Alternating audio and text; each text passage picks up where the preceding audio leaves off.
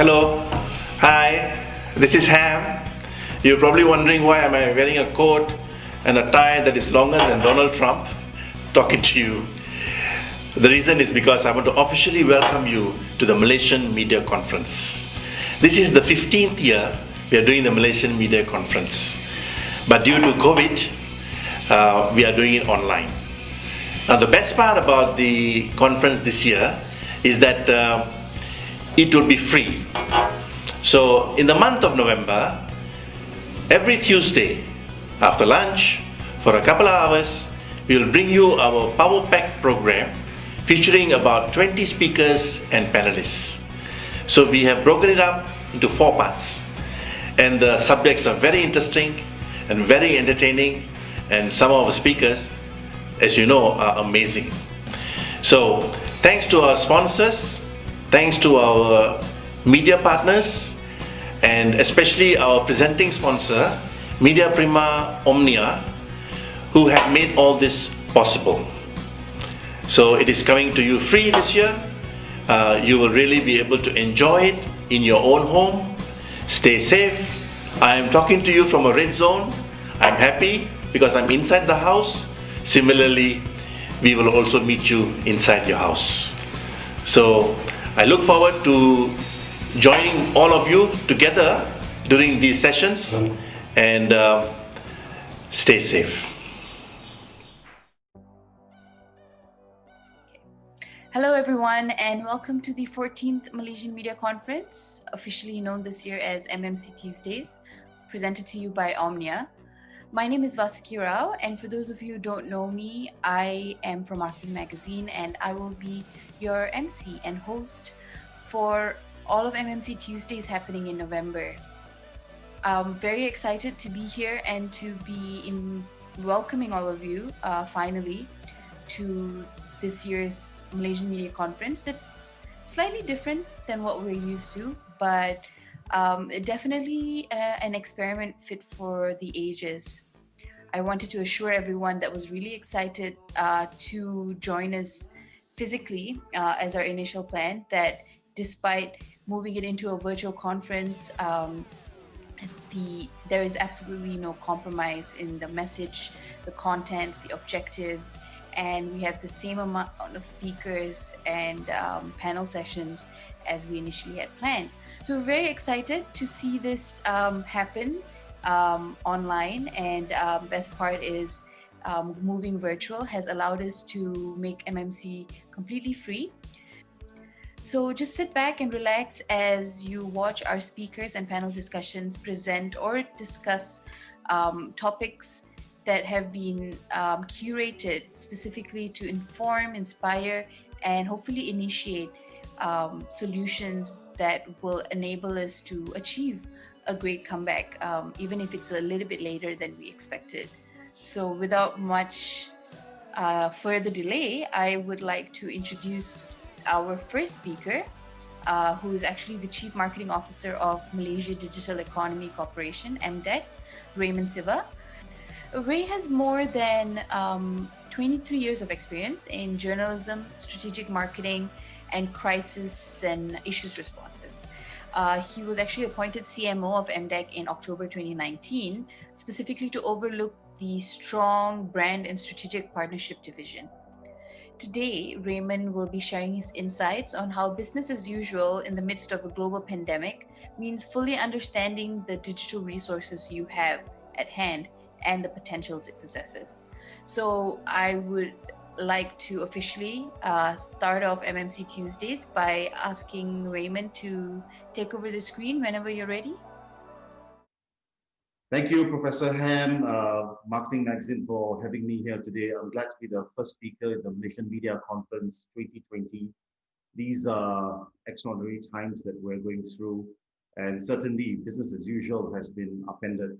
And the topic that I have today that I want to share with you is really to speak about what can we do to navigate this interesting times that we're going through currently, and how do we perhaps plan for our business in 2021. Yeah? So let me get into it.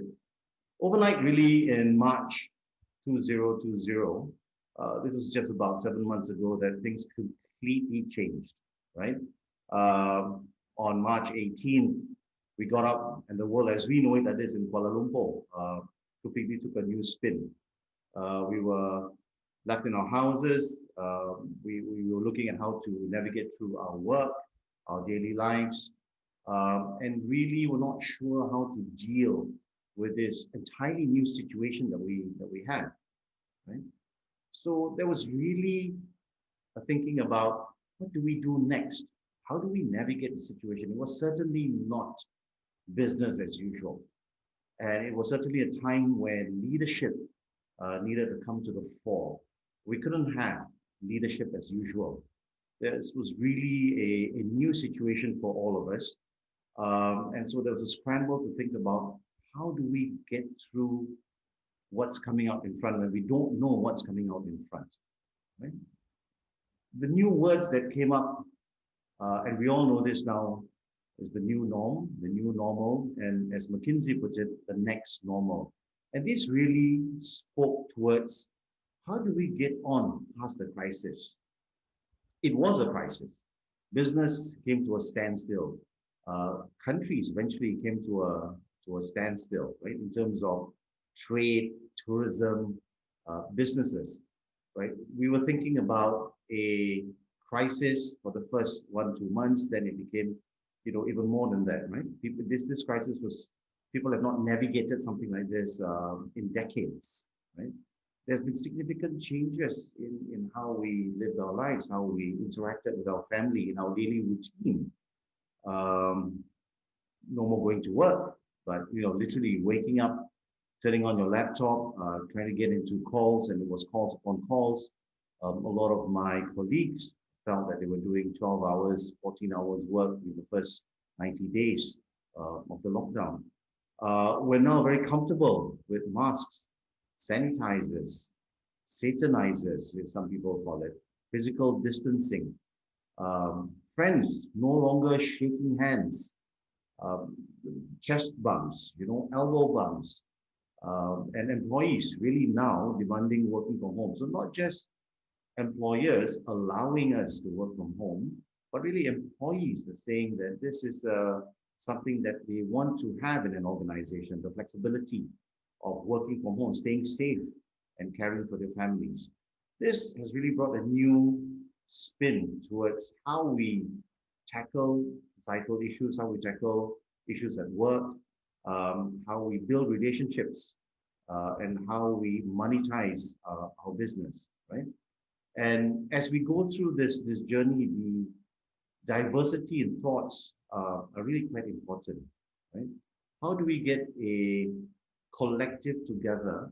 How do we stay together to gain a richer understanding of this new norm, where things are certainly not the same as before? They will not be the same moving forward. So how do we come together? How do we share experiences to move forward in this new norm? And really what that speaks to is to adopt an experimental mindset. We really need to think about how do we try new things? This situation we've never faced before. So if we don't try new things, we don't know what the outcomes are going to be.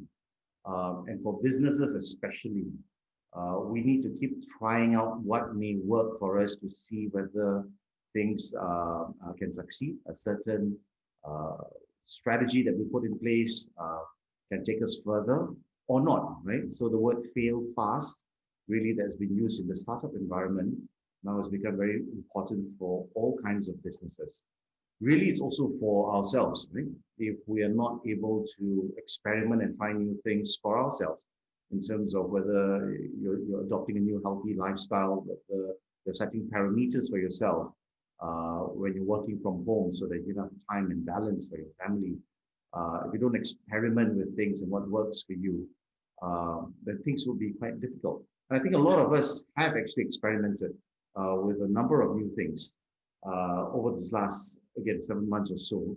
And we know now what may work for us and what may not. And I think that's a really important mindset to have as we move forward to 2021.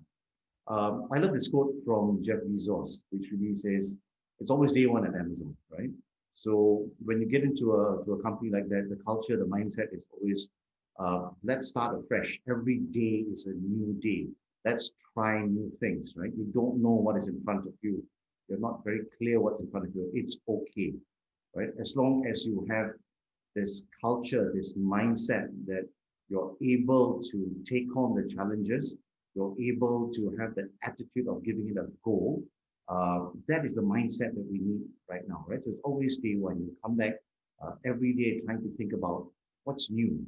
What is there something that can try new today, right? And that mindset, I think, is going to take us quite far if we have it really internalized, right? From my perspective, at least, there are a couple of things that we need to look at as we reinvent business models in this time, right? I call it the 5 Ps, and some of you may look at it and say, yeah, you've seen some of the 3 Ps before. But I think purpose is really at the top of what we need to think about when we are reinventing our business models. Why are we here doing what we do, right? What is the purpose of us being in this business? Be it marketing, advertising, banking, financials, whatever it is. What are we doing really? What's the impact that we are making? I think purpose drives us. Purpose drives passion in doing things, right? So as you think about business models and whatever business you're in, whether it's in data, advertising, PR, marketing, think about what you're doing in your organization. What is the reason for being for your organization in the space that you have? The second thing to look at is our processes. Right? We need processes in place. And given the new situations that we have, working from home, alternate work days or work weeks, a lot of different things, webinars that are coming in place, or face-to-face conferences or meetings with your colleagues. The processes will have to be looked at, right?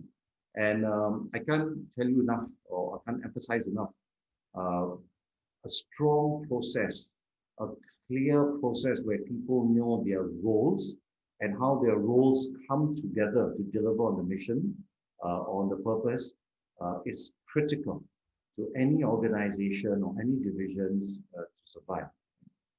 The third P are partnerships. We certainly cannot go do things ourselves alone, especially with the limited resources or the constraint of resources that we may have right now. Revenues are impacted, income streams may be impacted. That leads to a lot of thinking around whether you need to right size your organization and change the way you do business. So the way forward here, especially in times like this, in a resource-constrained environment, is to look at how we can build on partnerships, work on complementary strengths that you have between your division, in your company, and also outside, B2B. How can your company, your organization, look at partnerships, bring the resource together so that we can move forward together? Yeah? Profits obviously are important, but in this sense, how do we balance profits and people? What is the need for that profits, right? Shareholder, stakeholder requirements will always be there, but there's a global movement towards money is a means to an end. That end is societal well-being that perhaps you should have an eye upon, right? So what can you do with the money that you're making? Can you put some of that into the well-being of your employees? Can there be a way to recognize them and help them out, working with their families or within your community? So the utilization of your profits should be plowed back to a bigger purpose, right? There's lots to gain from thinking along something like that. Yeah. And I would posit that a company would get a lot more loyalty, a lot more passion from their employees if they look down that route of sharing the profits with their people, with the community. And obviously, the last P is planet, right? So whatever we do right now, think about how can we look at things from a longer term perspective. Always have your eyes on the long game. This pandemic seriously has forced a lot of reading. We've heard stories, we've seen stories on how nature has been regenerating during the lockdown. Right? You see the birds coming out, your rivers getting cleaner. You see a lot more of nature regenerating. And so we've got to think about, again, perhaps a resetting of your business and how we can support the UN SDGs. It makes a lot of difference if every one of us decides to choose just one of the 17 UN SDGs and commit towards achieving it by 2030, right? As an individual or as an organization. Really a time to rethink. We've got 9 years to the end of 2030. And what can we do towards maintaining stability, peace, prosperity in our planet? That's a bigger picture, right? But all of this will have to be enabled by an accelerated adoption of digital solutions. In my mind, at least, there's absolutely no way we can go on with business as usual, where things are done in a very traditional manner. Things have changed tremendously, and it's not going to go back, right? And being nostalgic about things is not too helpful at this point of time. But I think really that the digital solutions that are coming out in response to the constraints that we're facing as individuals or constraints that the company is facing is very many. The creativity that's coming out of our innovators, our creators in the digital space is amazing. So I would posit that all of this, while you're reinventing the business models, perhaps looking at 5 Ps, this must be enabled by an accelerated adoption of digital solutions. So as we enter into the new or next normal, as McKinsey calls it, digital transformation really is not a process. Neither is it an ambition or a target that you're going to get into over the next 12 months. This is a real and immediate need. We will have to define what is the solutions that we need, what is the transformation that we're going to undertake now. Again, I stress that it cannot be business as usual. We really have to think about how do we inject technology and how that technology will help us to continue in this new normal, to survive in this new normal, to thrive in this new normal, right? And we really have to do more with less. We don't have the luxury, and a lot of companies out there, you guys included in your companies. I'm not entirely sure, but I hear there's been right sizing. Revenues have been impacted for a lot of industries. So a lot of resources that we took for granted literally 7-8 months ago may not be there anymore, right? So a properly thought out plan to implement digital capabilities to really impact with scale is essential, right? How do we bring on the technologies in certain part of our businesses, whether it is in digital marketing, whether it's the process automation that we have, right? Or systems revamp is essential. Without the strategy, without a comprehensive strategy, you risk wasting your money on expensive technology, right? Because there are lots of options out there for you to digitalize. As you want to build your marketing stack, for example, there's so many available options out there. So how do you do it without a proper digital strategy? Quite impossible. Yeah, so it's got to be a thinking, firstly, at the baseline, as you think about reinventing a business, what do you need, right?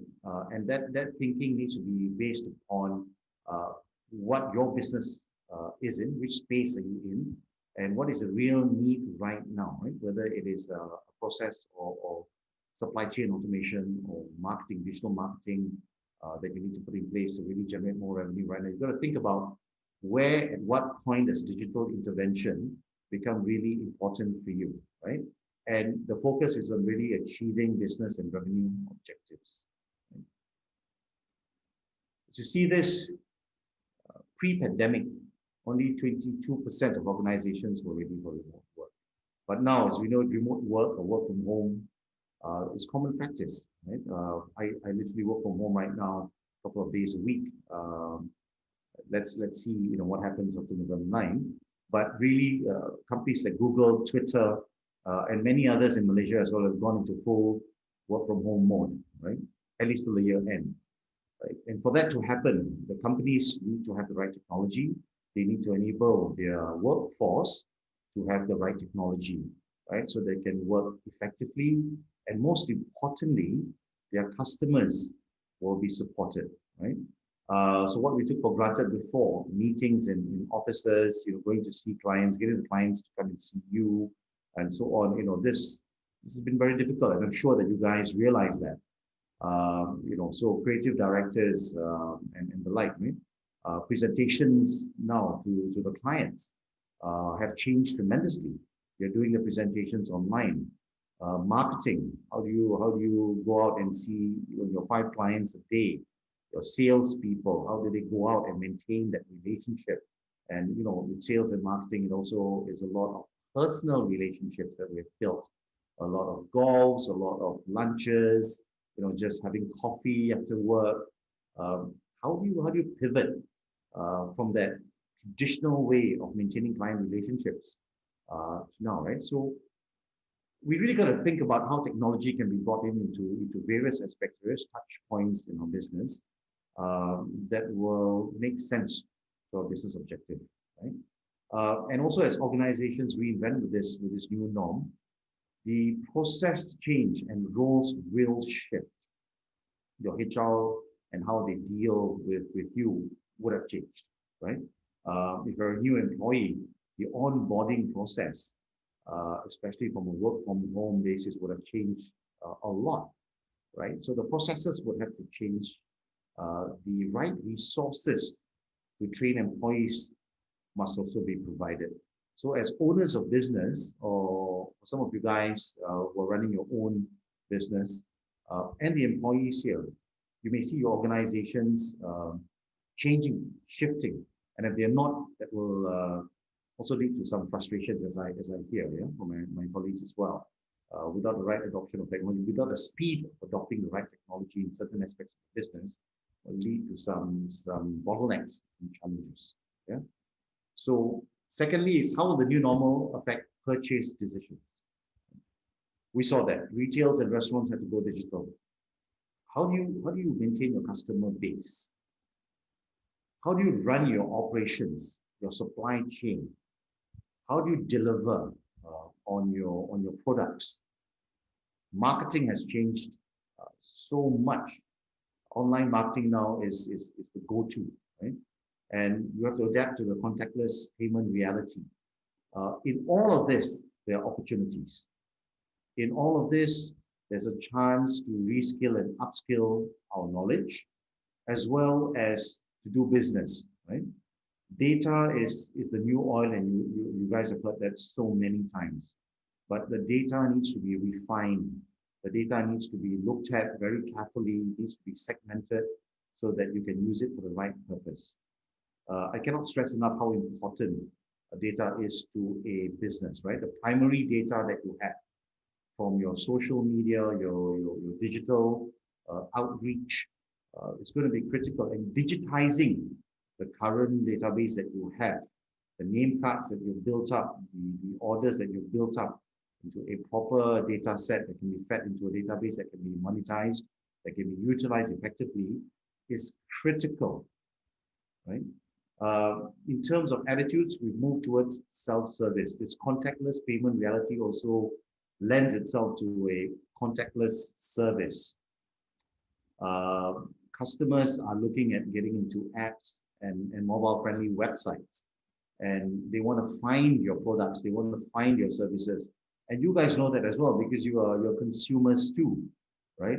So you use your Instagram or your Facebook to find things, right? Right now, where can I get a gardener? Can I go to Kaudim to get a gardener in? Can I get someone, a plumber? How do I do that? Grab, I'm sure you guys are on Grab, Food Panda, and all the rest out there, right? So our habits have changed tremendously as well. And so from a product, from a business standpoint, things have changed too, right? If the UX is poor, and you as consumers, as well as being in the business, will know if the UX is poor, you probably log out of that site, right? Without completing the purchase decision. So that gives us all an opportunity in this new norm, right? Especially us when we're working in this industry of marketing, advertising, media, digital PR. It provides us an opportunity to look at this and see how can we be creative? How can we bring a new mindset, understanding what the customers out there, the consumers out there want, and how can we pivot and provide some really good digital solutions to this real needs. And how will the new normal impact businesses and technologies, right? To reduce costs and do more, obviously we'll have to move to a cloud-based system. Right? A lot of companies have scaled down. If you look at office spaces, many have realized that with the work from home capability, there's no need to have big offices, maintain huge office spaces, right? A lot of things are moving on the cloud. So you're looking at servers, you're looking at systems enhancements that also provides opportunities for many people out there. Yeah? API solutions to integrate legacy systems are also very important, right? So chicken and duck talking, you're moving to a new normal. How do you do this, right? And I would posit that API solution providers would be very much in demand over the next couple of years as you move on from legacy systems into newer, more nimble systems that are coming up online, right? Again, I have to stress that we cannot sit back and expect things to go back to normal, right? We've got to really wake up. We've got to really think about how do we punch through the BAU, right? It's no more business as usual. You'll have to accelerate your digital operations and pivot your business models, right? That is the reality. And that is something that I really want to have for you guys to take back from my presentation today. Yeah.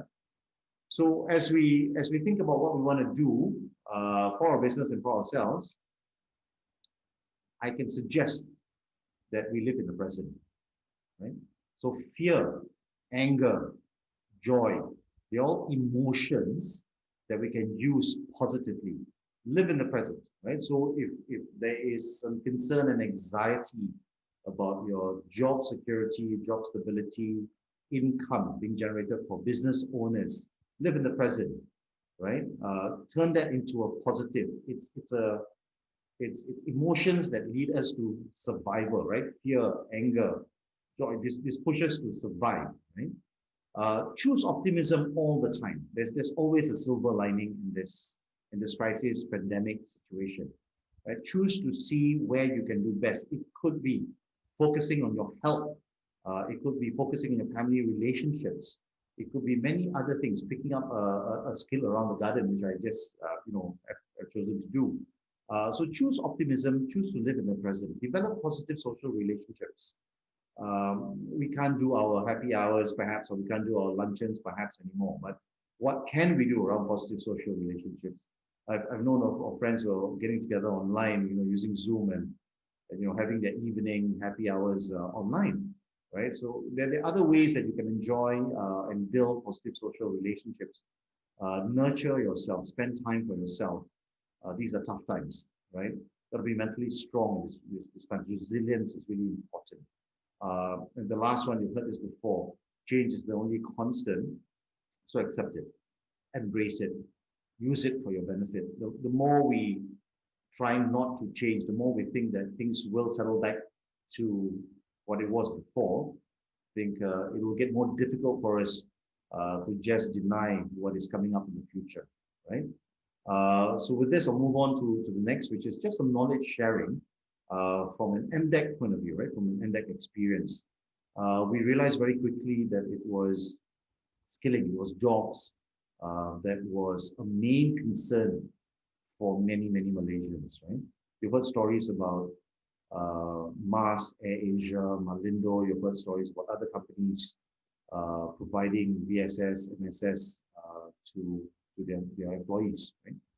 And all of this has led to a need for people to upskill and to reskill. So MDEC, we work with Coursera, we've worked with many of our other partners to have free access to 3,800 online courses that are certified, professional certification to unemployed Malaysians. So if you're thinking of picking up a preliminary course into data analytics or computer programming or many other things that we have out there, please do not hesitate to look at these courses that we're providing for free with our partners, in this tough time. So going back to what we said earlier on, and what I shared earlier on, nurture yourself, spend some time in yourself. Perhaps this is the best time for you to think about new things that you can pick up so that you can future-proof yourself or for companies, to be future ready for what's coming up. We also have the SME Business Digitalization Grant. We have helped and assisted 316 companies. We have onboarded 230 tech service providers so that there's a matching that we can provide to the SMEs, to businesses. If they are owners of business here, you can reach out to us. The strategic collaborations that we have with BSN. So they provide the financing, we provide the technology service providers. It is up to a 5,000 ringgit matching grant per project for a maximum of 3 projects, right? So for example, if you want to automate, digitalize your HR system, if you put in $5,000, the government will give you a matching grant through BSN. Another $5,000, you've got $10,000 all in to embark on your digitalization process. It could be your marketing stack automation. It could be your ad tech automation, right? So if you're thinking about all of that, these are some of the assistance that the government via MDEC is providing. I'll be more than happy to talk to you about this, in the question and answer session, or you can email that to me at the end of the presentation today. An example of what we've done for the e-commerce players, we've worked with the marketplaces and launched the e-Dagang Expo. We had over 5,000 registrants. We had 1.2 million reach to help out small businesses to get onto the e-market platforms for e-commerce. That's a key area right now for Malaysians. A lot of the restaurants, the retail outlets, even professional services are looking to see how they can get online. So this was really something that we tried out 3 months into the MCO, 4 months into the MCO, and had massive response. So that will be a e-Dagang Expo coming up again, the second edition in December. And this is really to look at e-commerce. So for people out there who are interested, do reach out to me or look at our website, mdec.my for a lot more information. An example of the mindset changes that we have seen is also via our e-Usahawan program, where if you look at it, the participants here really learn about digital marketing, right? And how to digitalize their business. And it's simple things like this, right? It's the mindset change that we're looking at. How do you reinvent your business? Right? I talked about the 5 Ps earlier on. Pizza was certainly not one of those. But you see, if you have that mindset of abundance on how you want to reinvent the business using digital as the enabler, there's a lot of opportunities out there, and it's not difficult. Yeah. So only 2 in 5 companies say they are mostly or fully digital. Believe it or not, figure that has not moved a lot, over the last 24 months. But with a well thought out, well planned digital strategy, including the right choice of the digital solutions, you may flourish in ways that you've not imagined before, right? It's just rethinking your business model, rethinking what you bring to the table, and upskilling yourself, trying new things. Very important then is that we are always in work in progress mode. We don't know what the next 3 months, 6 months, 1 year will bring. We just really don't know, right? So I think that is really important thing that they cannot just be an end goal that we will digitalize and that's the end of things. Things will continue to evolve. I think it's been set in motion, right? Digitalization has been set in motion. And the very word of digitalization and technology means there's a constant evolution, 2.0, 3.0, 4.0, right?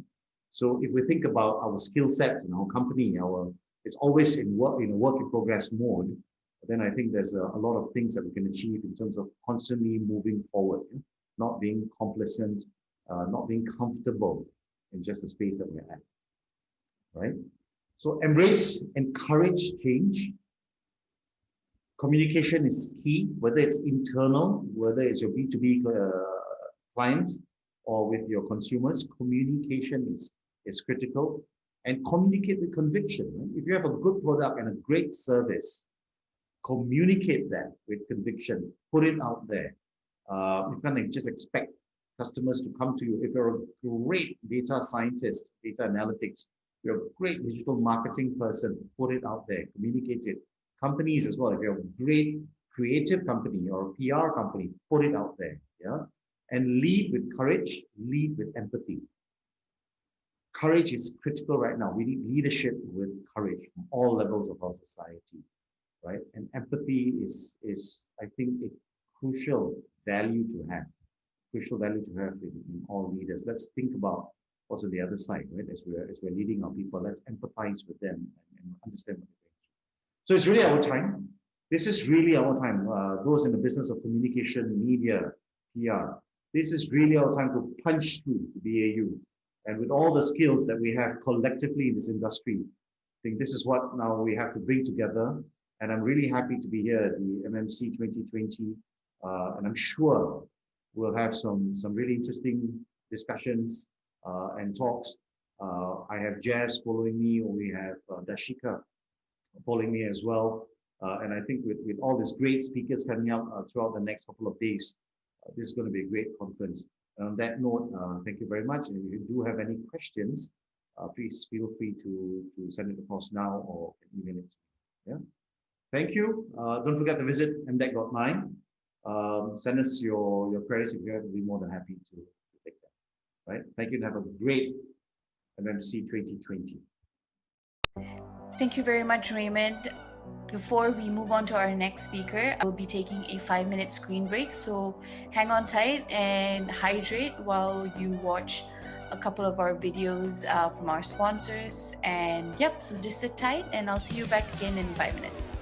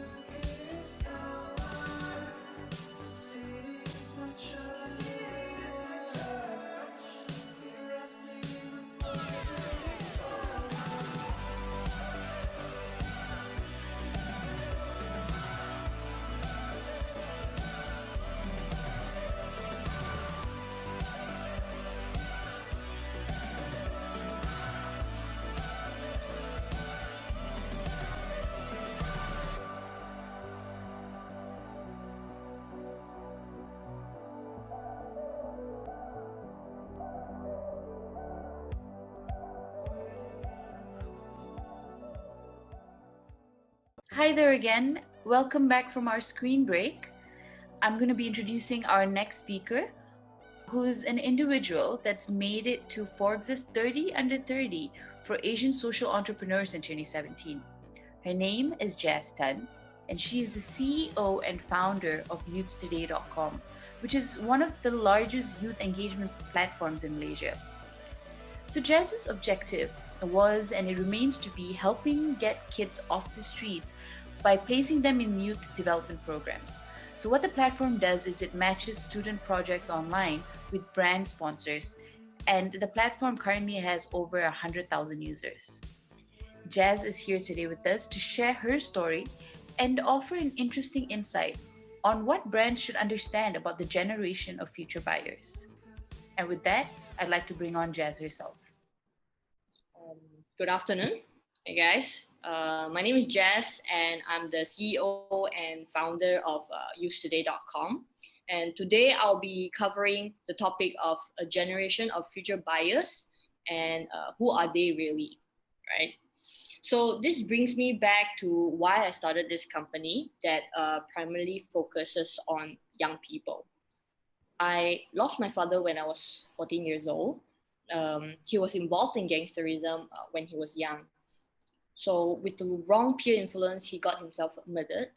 And as for me, growing up, I told myself that, one day I want to keep as many youth off the streets as possible. And I want to help them when I grow up, right? So ever since, I have been working on making this dream come true. So I started a platform called youthstoday.com. We specialize in researching on youth, and we work closely with young people aged between 18 to 25 years old. So I believe the core of marketing should always be the empowerment for the community. I believe many of you are also aware of the term community marketing. As for us, this is the best marketing strategy that we have used so far. We always play an active role with the youth community, and a conversation that we constantly strike with these young people almost every day. So you first need to understand that if you're targeting this group of young people, you need to know that they are moving into their adolescence stage in life, which means they are finding their own voice and also their own identity. I've been working with hundreds and even thousands of young people aged 18 to 25 years old for the past 10 years of my life. I gotta say that they are a generation that wants to be understood, given opportunities to, and a generation that wants to make a difference in this world. So I think the burning question here for most brands are, how can you build brand loyalty from these young generations or the generations of future buyers? So these are the four main questions you need to cover when you decide to engage the youth, right? So the role that we are playing here as an organization has always been, how can I help you, right? How can I achieve your dreams? How can we open up more doors or even opportunities for you as a youth? What do you need to do to change the world? And how can we provide you a platform to shine? So if you're a brand that can help this generation of future buyers to actually answer these four important questions here, then you will be able to earn their trust. Because of this community marketing strategy that we use almost 100% of our marketing efforts, eventually it empowers the youth communities to be the best version of themselves. So eventually they will talk about us, they will share about us with their friends, they will tell their family members about us, they will remember us as part of their lives, and eventually the very most important thing is they involve us in their daily lives. So even like for these students, the lecturers of the colleges and universities will say, or even will ask, if you have an idea, go to youthstoday.com, right? If you need help, go to youthstoday.com. If you need resources, go to youthstoday.com. Or even if you need support, go to youthstoday.com. we've built it in a way that the whole community right now and the whole ecosystem evolves around our brand. So this is something that you can look into when it comes into building your brand. And we got thousands of student leaders, right, requesting us every day, asking us to help them with their projects, their ideas, as well as their own youth communities. We then channel all our clients' resources to be embedded in their projects, such as sponsorships, products, and even client services. So the more in-depth we go into, the more trust we build around these youth communities. So I'm going to share with you some examples. What I learned is that the key to unlock the hearts of these future generations is definitely to participate, and to be really, really present, right? The longer you stay, the better it is for the community, right? Because the longer you stay, it helps to build trust with them. And remember to constantly ask non-self-serving questions. So eventually, conversations leads to conversions, and conversions will eventually lead to sales. So these are the 4 key examples, as you can see here, that I would like to share. Basically, as a student or a youth themselves, they will face with all these different problems, right? So especially with student debt. So we launched programs such as the PTPN debt-free competition. We collaborated with the government and the PTPN bodies. So we help students to actually get themselves involved in this competition. And if they win this competition, they will get their student loan all wiped off. So this is one of the example that you can help build around your community, right? And second of all, we also pull in a lot of resources where we work with job portals especially. So students can be equipped with soft skills. So when they come out into the job market, they know what to do. So we launch actually ambassador programs with job portals, and we help them to equip their soft skills with workshops, webinars, and things like that. So we get the student ambassadors involved in the community projects, and we get them to actually reach out to their peers too. So we actually make a difference in the community alone.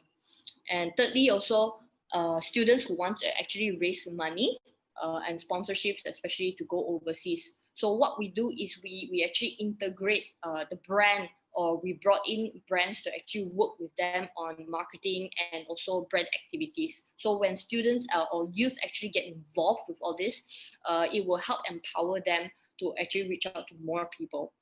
And last but not least, as I mentioned just now, you have to constantly ask yourself, how can you provide young people, especially, a platform to shine? So one of the last example here is that we work with cement companies, where the cement companies actually provided their cement trucks to be painted. So students can actually showcase their arts and designs with this company. And eventually the cement truck can, they are going around the areas, and it helps to actually showcase the art to the main public. So these are all the different examples that we actually run in our organization, bringing brands and also young people together. And at the end of the day, it's all about empowering the community, because if you can earn all the trust, especially for this future generation, that's where everything will happen. So I hope my sharing today brings you a new perspective on how you can actually build your brand around the generation of future buyers and empower them to be the best version of themselves. So thank you. Ladies and gentlemen, it is now time for our last session for MMC Tuesday 1.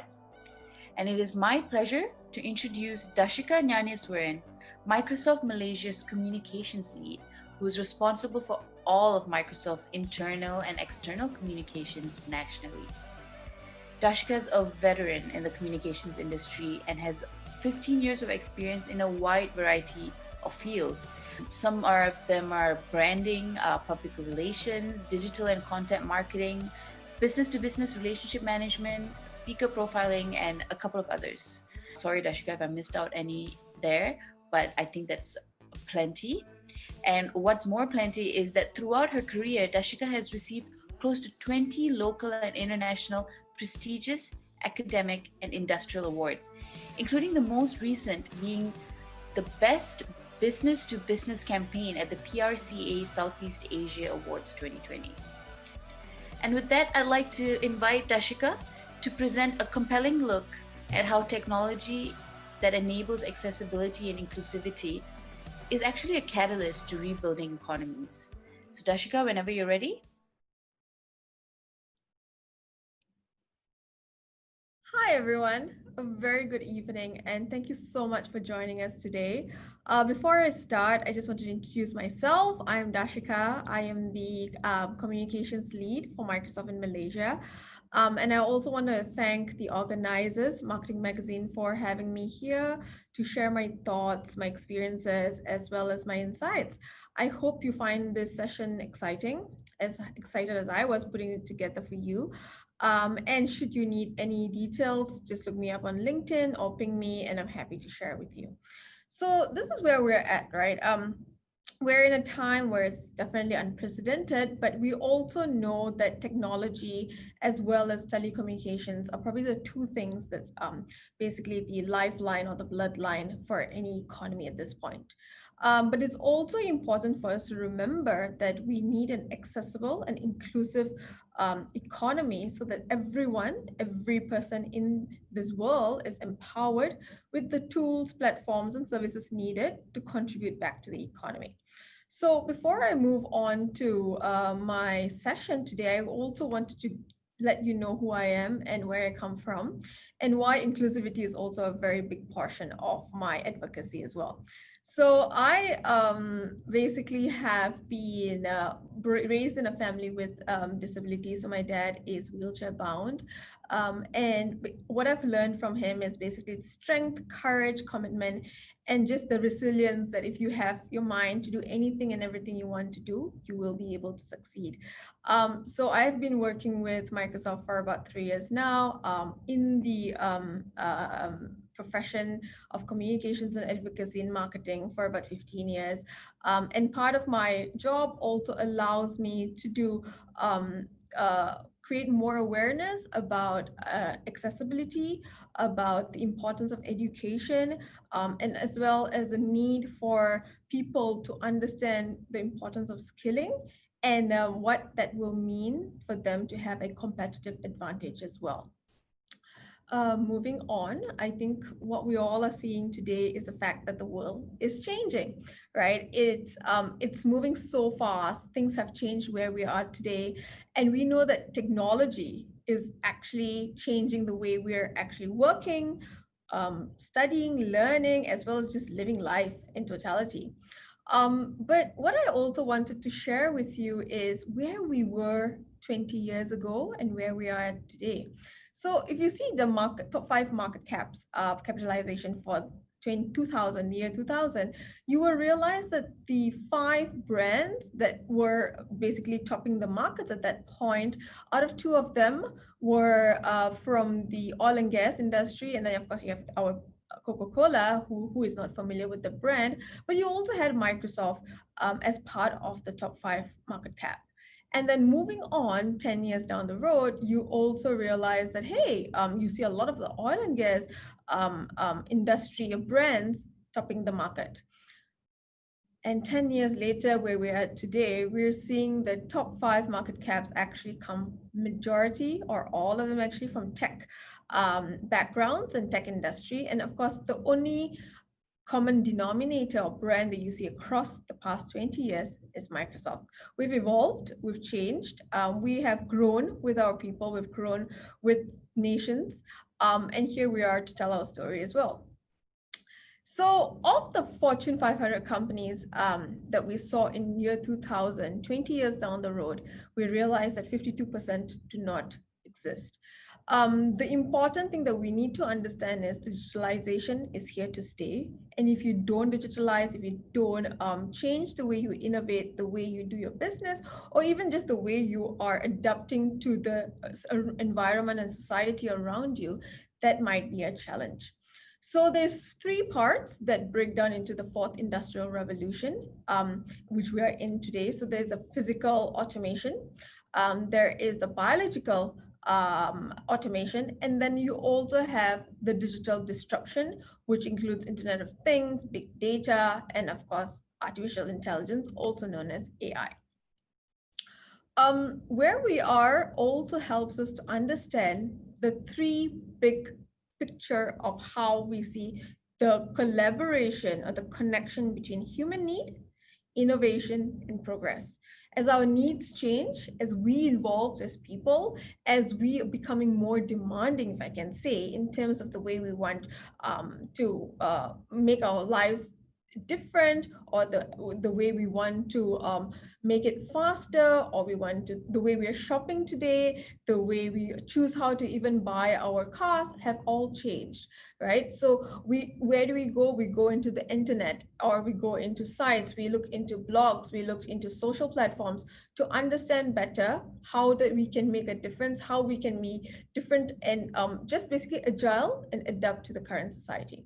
But that also means that innovation has to happen as fast as our needs so that we all are staying afloat. So innovation happens from the businesses. So businesses, to stay basically in trend and in motion of what we want, also need to adapt, need to digitalize, need to move on and adapt what's new, what's next in the market to stay relevant. And with the need and the innovation that comes with it is where progress happens. So the evolution of human needs, the evolution of innovation contributes to the progress of not only a business, not only society, but nation and economies at large. So where we are seeing is, and according to Mark Weiser himself, he says the most profound technologies are those that disappear. They weave themselves into a fabric of everyday life until they are indistinguishable from it. So the common denominator between our needs, our evolution and innovation, as well as the progress, is technology. With technology, we're enabled to live that cycle and perhaps adapt into a new way of living, a new evolvement of living with the support of technology. So what we are also seeing is the fact that the world is a computer. When I say it's a computer, it means that everything is interconnected. So it could be basically your handphones and your machines and a CCTV, for example, and the IoT, the big data, the artificial intelligence, and all these emerging technologies connecting people from one to another. That's really, really, really, really humongous, but we're also not seeing it because it's weaved within the way that we live today. How do we actually make technology more relevant to the way we are living today and how do people actually innovate technology is through data. So what we're seeing is data is the new oil. And we saw in the year 2014, there was 2.8 trillion of information flow of data just in 1 year, which is in 2014. But what we also realized by this year or end of this year, that would change to 11 trillion. So as you can see, data is basically the new data, the new oil is basically the way that people are going to be doing their marketing, people are going to be innovating their businesses just to stay agile and relevant to the needs of the society.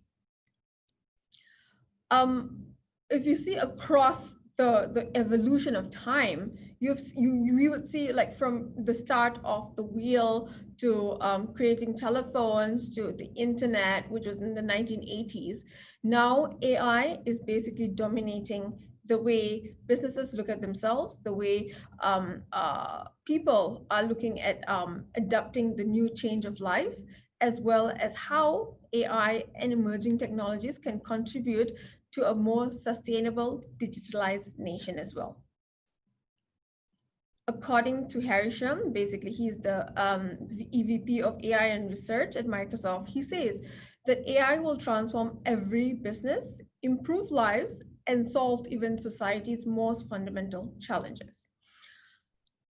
So we all know that AI is a game changer, and we all know that it is here to stay, and it will help us to become more innovative.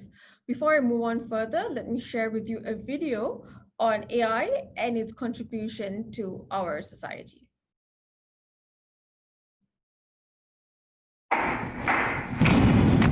Innovation is not just a word, it's an action. With artificial intelligence, we are not crawling or walking or running, we are flying. Today, Microsoft AI helps an architect bring history back to life. He doesn't see data, he sees fragments of our past. This is now.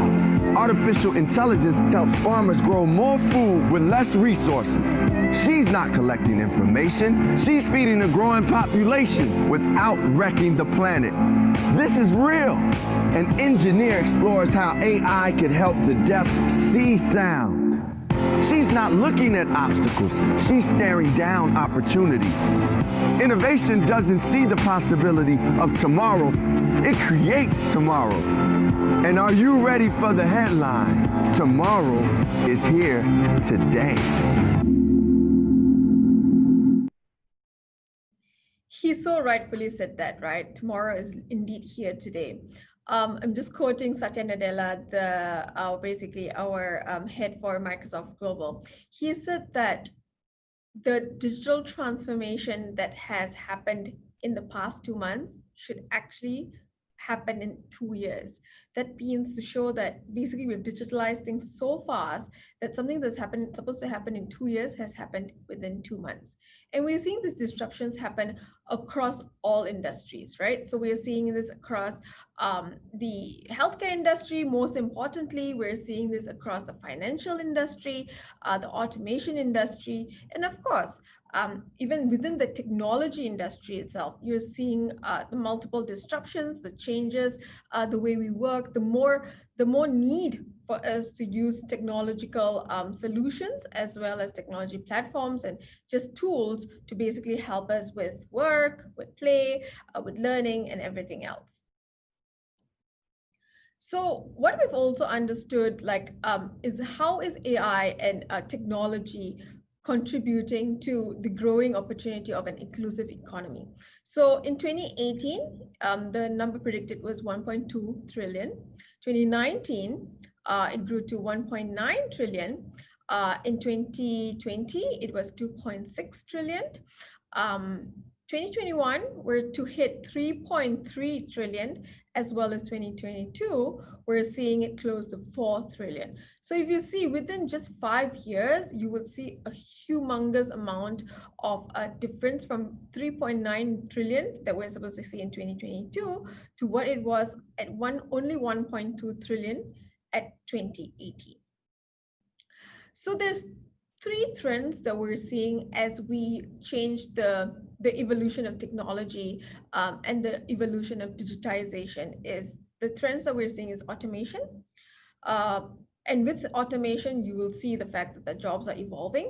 And with that, you also see, because jobs are evolving, there is a need for us to upskill ourselves. So automation will happen as we continue to digitalize our industries and services and products and solutions. But are our jobs fit to basically, or are we equipped enough to basically help with the advancement of automation? Do we have the right skills today that we need to advance these automation opportunities that's out there? So jobs will definitely evolve. AI will definitely contribute to the evolution of these jobs. AI will also create new jobs as well for us. And with that, it's important for us to upskill ourselves and to give ourselves that opportunity to learn and diversify our portfolio, because we also want to be able to contribute back to the economy as well. So just according to Mark, who has said it very rightly, he said 2 types of jobs that we are seeing in the future.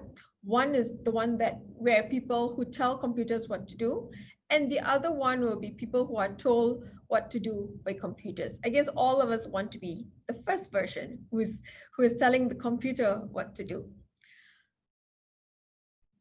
So given where we're at and given the market and the landscape and the evolution of how we're seeing things, I think it's important. Even at Microsoft, we take a step back and we see how can we actually help people and businesses and nations at large to basically achieve more. So just coming back to our mission statement, it's basically to empower every person and organization on the planet to achieve more.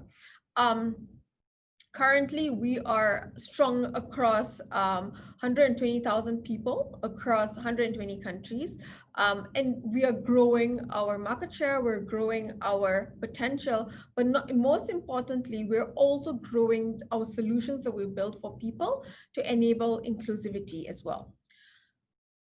So what we've also done, and we wanted to make sure that this was part of our agenda, it's part of our priority. It was important that we all notice this, all businesses need to notice it, is the fact of inclusive hiring, inclusive businesses, and inclusive products and solutions and service. The next video you'll be seeing is my colleague Saqib Sheikh, who is based in London. He's an engineer working with our Microsoft team in London. He's blind, he lost his sight at the age of 7. But what you will also see is how we've taken his skills and how he has contributed for us to create solutions with people who have sight disability. So watch this.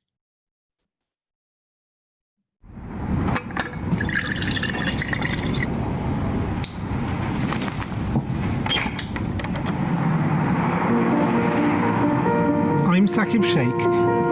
I lost my sight when I was 7, and shortly after that I went to a school for the blind, and that's where I was introduced to talking computers, and that really opened up a whole new world of opportunities. I joined Microsoft 10 years ago as a software engineer. I love making things which improve people's lives, and one of the things I've always dreamt of since I was at university was this idea of something that could tell you at any moment what's going on around you. I think it's a man jumping in the air doing a trick on a skateboard. I teamed up with like-minded engineers to make an app which lets you know who and what is around you. It's based on top of the Microsoft Intelligence APIs, which makes it so much easier to make this kind of thing. The app runs on smartphones, but also on the Pivot Head smart glasses. When you're talking to a bigger group, sometimes you can talk and there's no response, and you think, is everyone listening really well, or are they half asleep? And you never know. I see two faces, 40-year-old man with a beard looking surprised, 20-year-old woman looking happy. The app can describe the general age and gender of the people around me and what their emotions are, which is incredible. One of the things that's most useful about the app is the ability to read out text. Hello, good afternoon. Here's your menu. Great, thank you. I can use the app on my phone to take a picture of the menu, and it's going to guide me on how to take that correct photo. Move camera to the bottom right and away from the document. And then it'll recognize the text. Read me the headings. I see appetizers, salads, paninis, pizzas, pastas. Hi. Years ago, this was science fiction. I never thought it would be something that you could actually do, but artificial intelligence is improving at an ever faster rate, and I'm really excited to see where we can take this. As engineers, we're always standing on the shoulders of giants, building on top of what went before. And in this case, we've taken years of research from Microsoft Research to pull this off. I think it's a young girl throwing an orange frisbee in the park. For me, it's about taking that far-off dream and building it one step at a time. I think this is just the beginning. This is basically our vision for communications at Microsoft. While we focus on our customers, we create impactful campaigns and be in the moment that matters. And of course, the importance is also to innovate along the journey. We always ask ourselves, are we being diverse and inclusive in everything that we do? Because that, of course, contributes to better impact, better insights, and making sure that we're building something that enables anybody and everybody in the world. So the 3 steps to inclusivity that we practice is inclusive culture within the organization, like how you've met Saqib. We have many colleagues across the world who actually help us and with just understanding the importance of inclusivity, how can we better serve our people through our products and the innovation that we're creating through our solutions. How are we also communicating with the community in an inclusive manner as well. So just to share with you, this is where the numbers for disability stands as of today. Across the world, we have about 1 billion people with disabilities, and 2 times of the unemployment rate are within people with disabilities as compared to people without disabilities.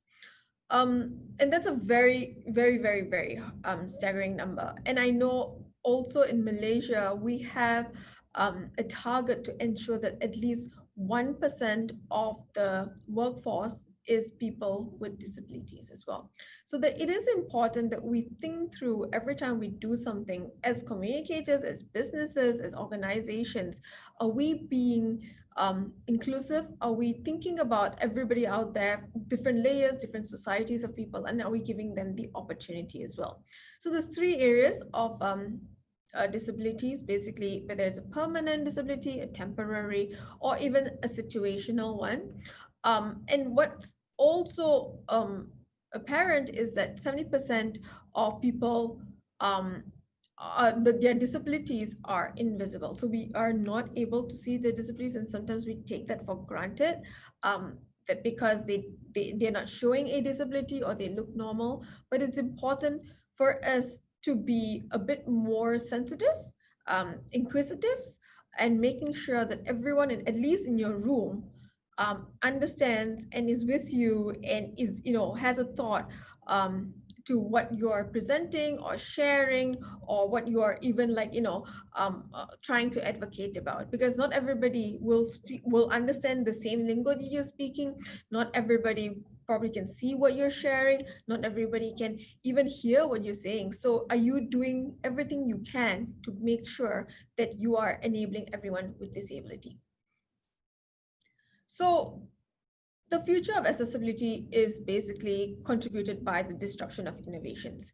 And we know that change is possible. We know that people with disabilities actually have talents and skills that we need to tap on as we grow the economies across the world. So even in Malaysia, we have an objective to basically create an economic resilience, to empower people to build and recover the economy. And it takes every layer of person to do that as well. So what we need to ask ourselves is, are we building a brand that caters to everyone? And are we telling a story? And does our brand resonate with the broader set of our customers? So let me tell you a story. So this is Darth. Darth is an avid gamer. He spends a lot of time in his day gaming. He uses the Xbox and the Xbox console to basically fill up most of the time in his day. And he was playing a game with Phil Spencer. So Phil Spencer is our EVP for gaming for worldwide. And Phil also is an avid gamer, and it's important for him to understand the gaming landscape, the people who are gaming and using our console, so that we can create more innovative products, right? So Darth was playing a game with Phil, and he said, while they were chatting and they became friends, and then he said, hey Phil, can I get tickets to the E3 event that was happening? E3 is basically a gaming convention event that happens on a yearly basis. So Darth had asked whether could he get tickets for that event, and Phil is like, yeah, sure. And then he said, can I get 2 tickets? I would like to bring my mother. And Phil is like, okay, sure. So in Phil's mind, he's thinking, okay, maybe Darth is like, underage, or, he needs his mom to accompany him for this trip. It's like, sure, I can get you 2 tickets. So then they decided to meet at the E3 event, and they decided a place to meet. And when they met, it struck Phil why he actually needed that extra ticket. So this is Darth. Dart is wheelchair bound. He's got a waist down disability, and he actually plays games for a living as well. And he creates new applications within games as part of the way that he earns his wage, as well as how he fulfills his time in the day. And so he needed a ticket for his mother because he needed his mom to accompany him, to also accompany him throughout the trip and to assist him wherever he needed help with. So that was the reason why he needed the second ticket.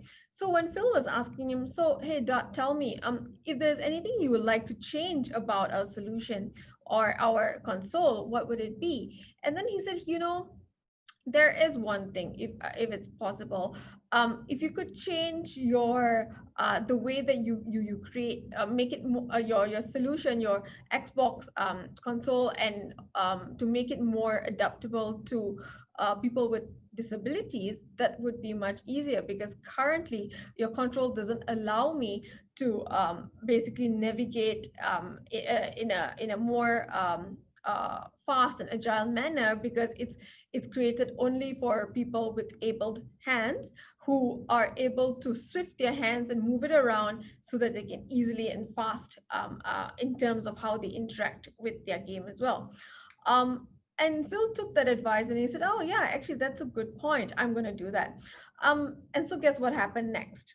So the next batch of our Xbox game actually took that into consideration, and I am going to share with you what we had done with our remote control as well, and how it's empowered people with disabilities.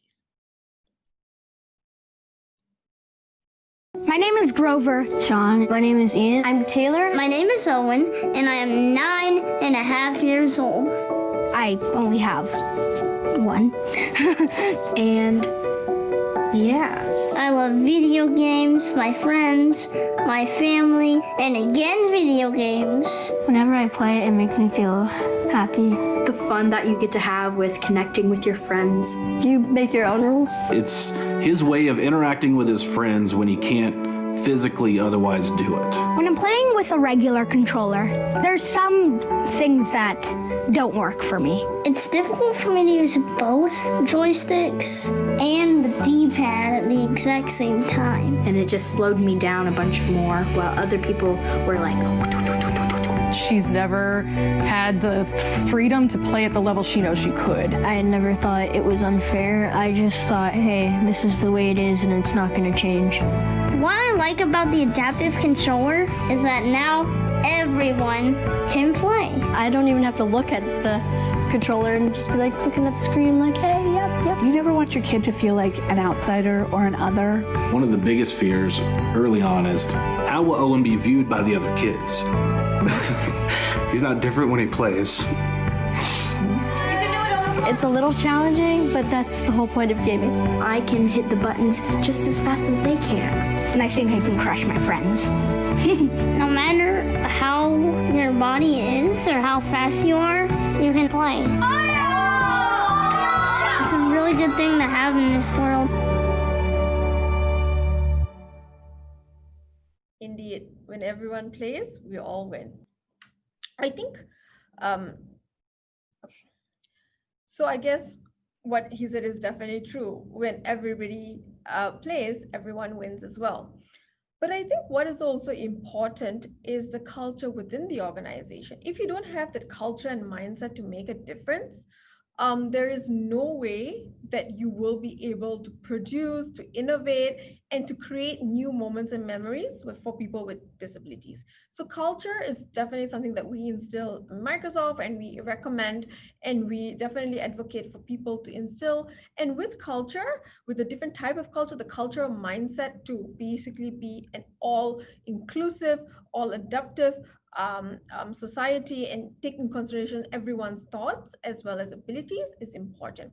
What I'm going to leave you with is a video from Satya Nadella himself. He's basically the CEO of Microsoft, who will share with you importance of culture and how we practice it at Microsoft. The culture of a place is what I think defines the pursuit of excellence. In other words, you can sort of look at a company and say, wow, they're doing great things, but you've got to really look underneath that and understand the culture, because that's what produces whatever it is that you achieve in terms of greatness. And to me, the concept that there is one culture and you want to change it by unfreezing it and freezing it back again, as a model itself, I don't think works. There have got to be enduring values, but when it comes to culture, what I aspire for us as a company is a learning, living culture. The thing that we have anchored on is this notion of growth mindset. It comes from psychology. There's enough theory there. And if you take that posture, that every day I'm going to be better than the previous day, as individuals and as a company, that's the culture I want at Microsoft, and that'll serve us. In fact, that's what's going to make us great listeners, learners, and doers. So with culture comes the importance of tech intensity. When we speak about tech intensity, we speak about the importance for tech adoption, as well as a capability to adopt that new technology. So what I'm going to also share with you is how we're doing it at Microsoft is we have Hyan. Hyan is basically our researcher, but she's also used her tech capabilities to the best to create solutions for our friend Emma, who needed support in terms of how she was going to go about her daily life. So watch this.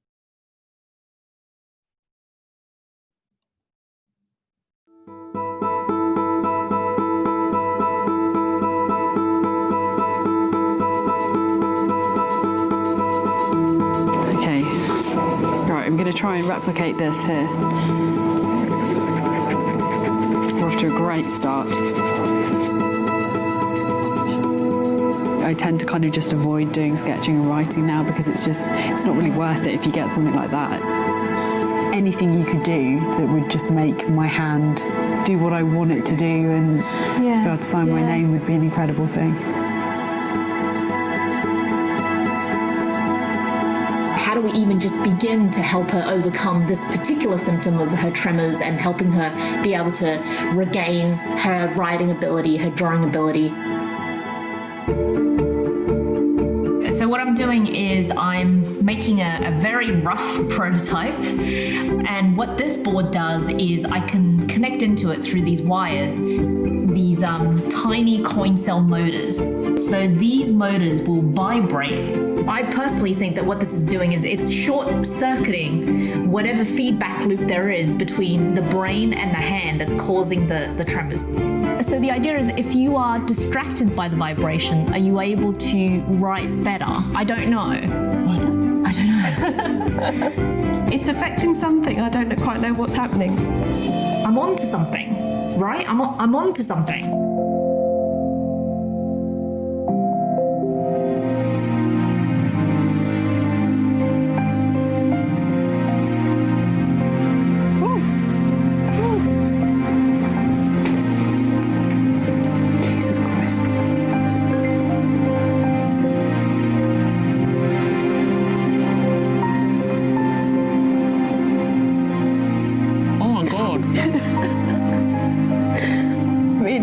Forget that I have a tremor.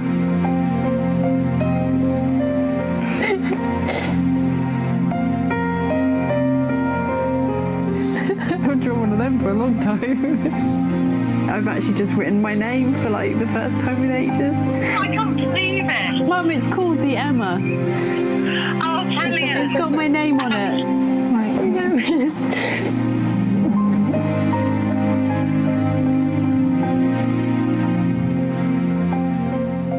In addition to empowering our people to also think inclusive and build inclusive solutions, we also empower our partners and customers to also partner with us to build inclusive solutions. So this partnership is especially important and very critical for us, is a partnership with SwiftKey. So basically they create intelligent and interactive keyboards, and how they had supported children with autism and with the support of AI, to basically enable these kids to interact better and to show their emotions, to be also able to just enjoy life and value life and just be part of a normal life as much as possible. So watch this.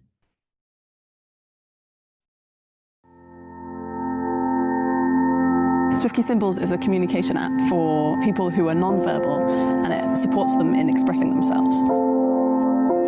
Rowan, my youngest brother, has low-functioning autism. He finds it difficult to communicate and can get very upset if he can't make himself understood. I took what we used at home with some symbols that my mum would print out, laminate, cut out, stick Velcro on, put them into folders, and I just thought I could make that easier. If we did it on an app, so more fun for Rowan because he loves technology. The underlying AI technology which Swiftky Symbols uses is the same technology which powers the Swiftky keyboard. We use AI technology to be able to learn from the user's behavior to see what they like to use in terms of their own style of language to predict what's going to come next. It works by having a library of symbols that you can pick and choose to build your sentence, and each symbol has a word associated with it. And we use Swiftky AI predictive technology to learn what you've used previously, sentences that you've previously built, and then we surface what word you might want next and what symbol you might want next to build your sentence. I want juice, please, Kate. We developed it alongside Riverside School, which is a school specialising in learning difficulties. To be able to express what they want without prompting is a really big thing. Go on then, ready? I want cow.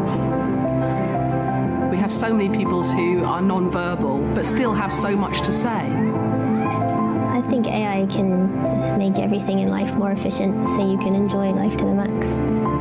There's no better feeling than to hear a child say something that they've wanted to say and the look on their face after they've been able to say it. You can't really beat that because that's them expressing themselves and that's really what you want from them. It's joyous. I don't think I can think of a better word for it. It's complete joy and celebration.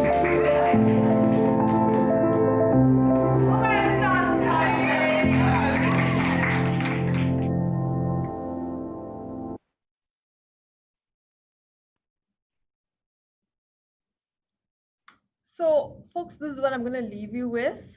I'm going to leave you with the need for you to think inclusive, the need for you to basically adopt an inclusive mindset, and the need also for you to do that is to diversify your abilities, your skill sets, as well as your approach on how you're looking at things. So regardless of what role you're doing today, whether you're a communicator, you're a marketer, you're a salesperson, anyone and everyone, it's important that we just change the way we're looking, change the lens that we're looking and how we're operating things so that we can support every layer and every person in the society. And how do you do that is, and this is something I practice personally, is basically you need to continuously be passionate, bold, ambitious, hungry, and you want to keep lifelong learning as your mantra that you go through in your daily basis, right? If you do that, I think, and if you continue wanting to innovate yourself, that is when you can contribute to innovating a business, contribute to innovating a nation, and contribute to innovating economies in total. Right. So with that, if you want to learn more about how you can skill yourself and understand the importance of skills and how you can just diversify your portfolio in totality, we have a global skills initiative. You can just basically look it up at the site called Skills for In-Demand Jobs. And we have 10 skills. These are all 10 skills that's needed for future-ready roles. And they're free. Look it up, try it, learn it. And yeah, let's together learn and support each other so we can make sure that this world is an inclusive world and we're supporting our friends who need the accessibility need, as well as we're giving them an opportunity to also rise up and shine as we continue to grow ourselves and develop nations in whole. So with that, folks, thank you so much for your time today. Thank you for listening to me. Should you need anything, please ping me. Just look me up on LinkedIn. I am Dashika Nyanswaran. And I'm so happy to support, have chats with you. Virtual conversations are the only way for now. But yeah, let's connect and let's see how we can make this world a more inclusive place. Thank you. Well, there you have it. The first day of MMC Tuesday has come to an end. Before I log off for the day, I'd like to once again thank our presenting sponsor, Omnia, for supporting us as we embark on our first virtual conference. I'd also like to thank our media partners who have been with us throughout the years, specifically The Edge, Malaysia Kini, and BFM. Last but not least, thank you to our speakers for the day. We obviously could not have pulled it off without your patience and understanding as we maneuvered all the changes that came our way.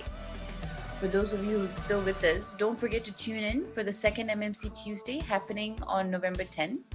We've got speakers Ganesh Banga and Eugene Lee, and a star-studded panel session discussing how our industry should move forward by removing certain stumbling blocks.